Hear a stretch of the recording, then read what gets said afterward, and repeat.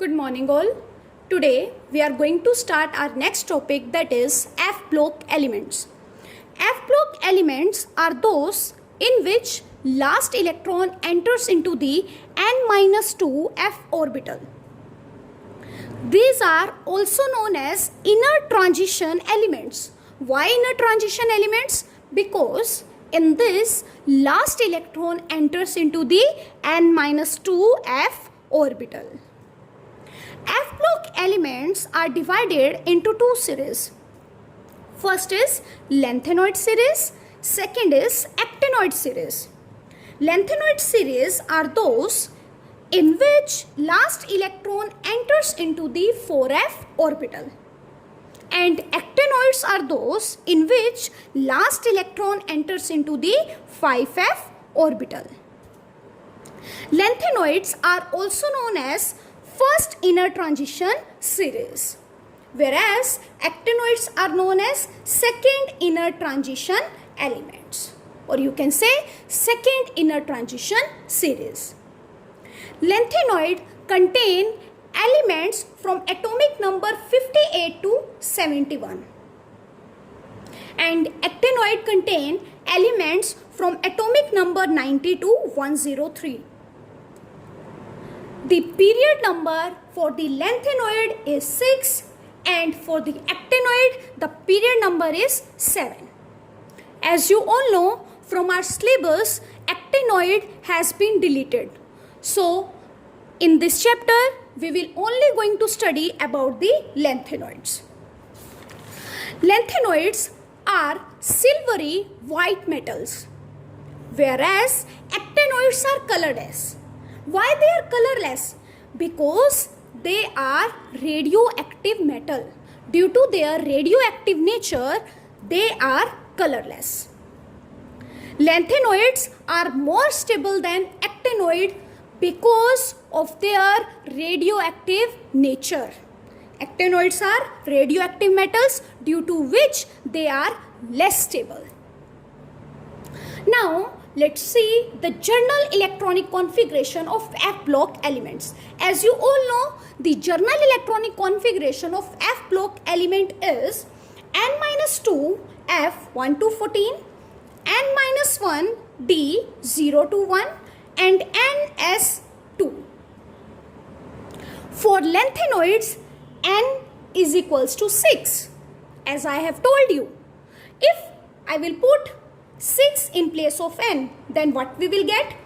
4f 1 to 14, 5d 0 to 1, and 6s2. Now let's see the elements and the electronic configuration of lanthanoids. As you can see, I am starting with the lanthanum here, having atomic number 57. Why I am starting with the lanthanum? Why not with cerium? Because the all elements of lanthanoids, or you can say the all elements of F block elements, closely resemble lanthanum, and due to this they are known as lanthanoids, and that is why I am starting with the lanthanum having atomic number 57. So first of all, let's see the elements. So first is lanthanum, cerium, praseodymium, neodymium, promethium, samarium, europium, gadolinium, terbium, dysprosium, holmium, erbium, thulium, ytterbium, and lutetium. Then now let's see the electronic configuration of these elements. As you can see, atomic number of lanthanum is 57.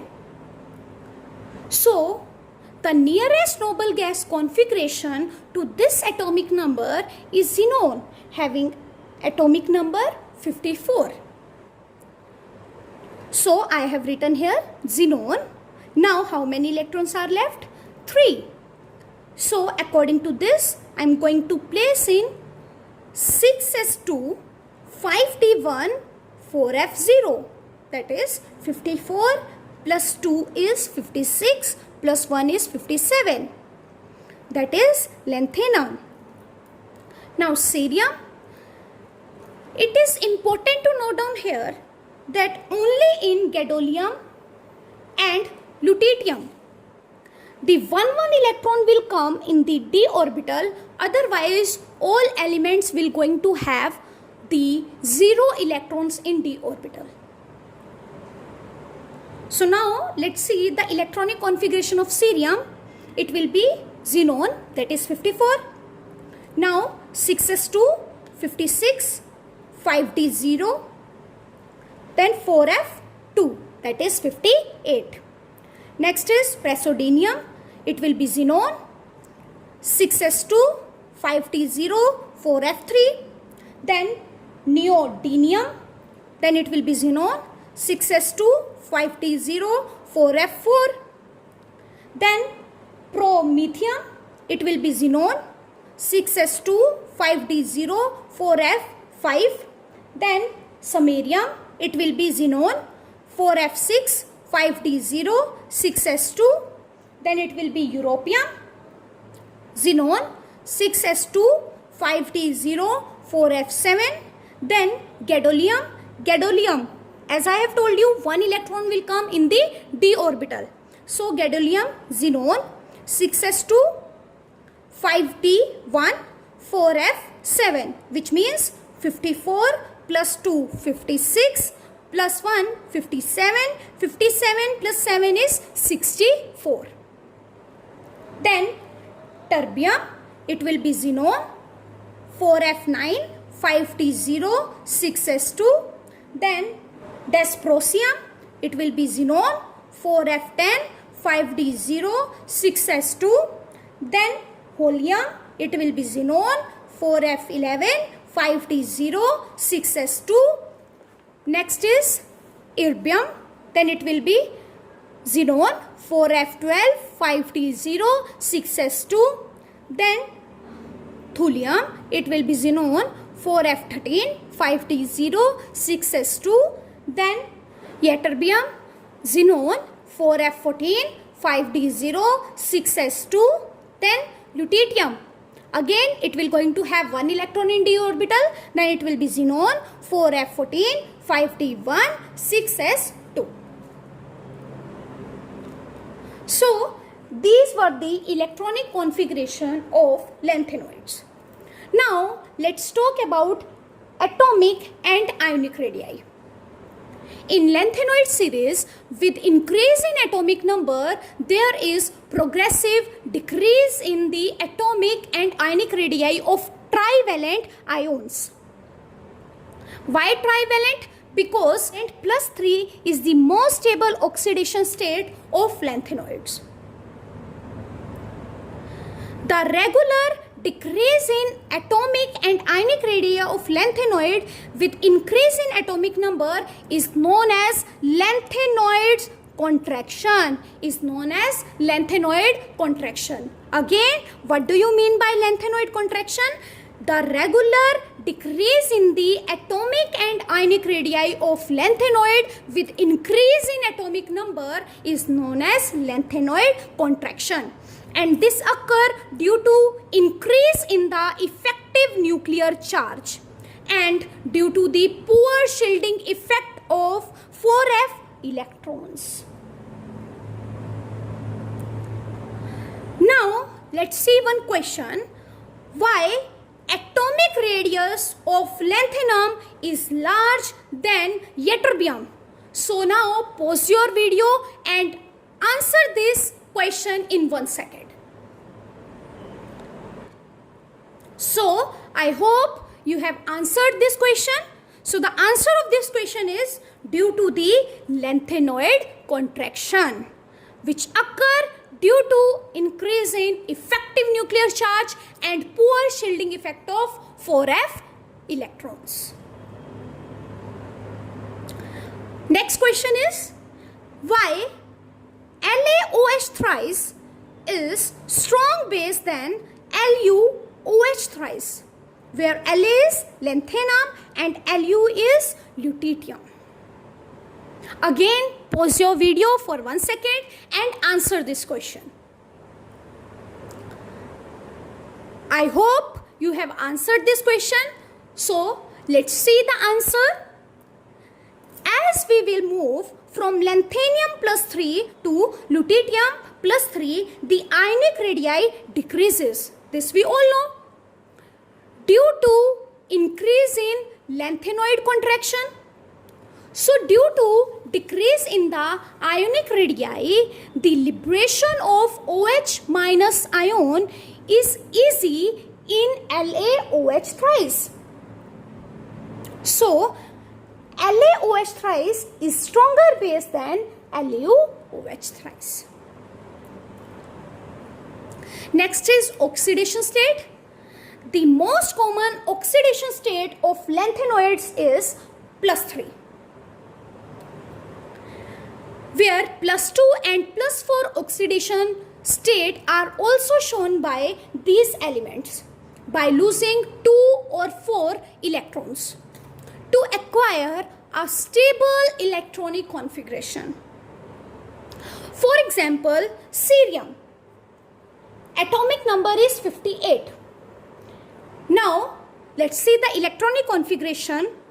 Xenon, 4f2, 5d0, 6s2. Now, if we will see cerium in plus 4 oxidation state, plus 4 means it will going to remove the 4 electron present in its shell, and it will going to have a noble gas electronic configuration, and as you know, noble gas configuration is stable. But immediately cerium plus 4 will convert into cerium plus 3 oxidation state.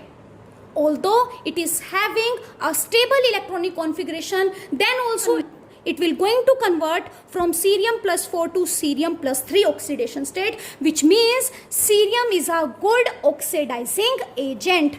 Good oxidizing agent.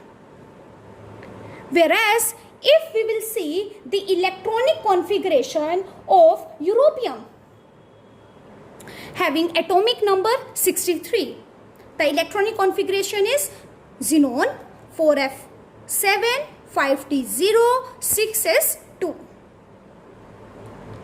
Now, if we will see the electronic configuration of europium plus 2, then it will going to remove the 2 electrons present in the s orbital, which means it will going to have the electronic configuration that is xenon 4f7, which is half-filled electronic configuration, and again it is stable. But immediately europium plus 2 will going to convert into europium plus 3. Plus 2 is converting into plus 3, which means europium is a good reducing agent. So due to this, we can say the most stable oxidation state of lanthanoid is plus 3. Now let's see some question. So first question is, why lanthanoids act as reducing agent? This is due to the low ionization energy. They act as a reducing agent. Due to low ionization energy, they can easily remove electrons, and they can act as a reducing agent. Next question is, why lanthanoids can show limited oxidation state, that is plus 2, plus 3, plus 4. If you remember, when we have done d block elements show variable oxidation state, but lanthanoids show only limited oxidation state. Why? This is due to the large energy gap between 4f, 5d and 6s orbital. Due to this, they only show a limited oxidation state. Why lanthanoids are colored? Before this, I want to ask you why d block elements are colored, or why transition elements are colored? Due to DD transition. And like this only, why lanthanoids are colored? Because they contain unpaired electron which undergo FF transition. Hence, they are colored compounds. Next is why lanthanoids are paramagnetic. Again, I am going to ask you why transition elements were paramagnetic due to the presence of unpaired electron. So like this, why lanthanoids are paramagnetic? Again, due to the presence of unpaired electrons. Next question is, what are the consequences of lanthanoid contraction? So the first consequence of lanthanoid contraction is, due to lanthanoid contraction, the atomic size of lanthanoid become almost similar. Hence, it becomes difficult in their separation. So, this is all about lanthanoid. I hope you have understood this topic. And with this, we are completing our chapter. So, that's all for today. Have a nice day ahead.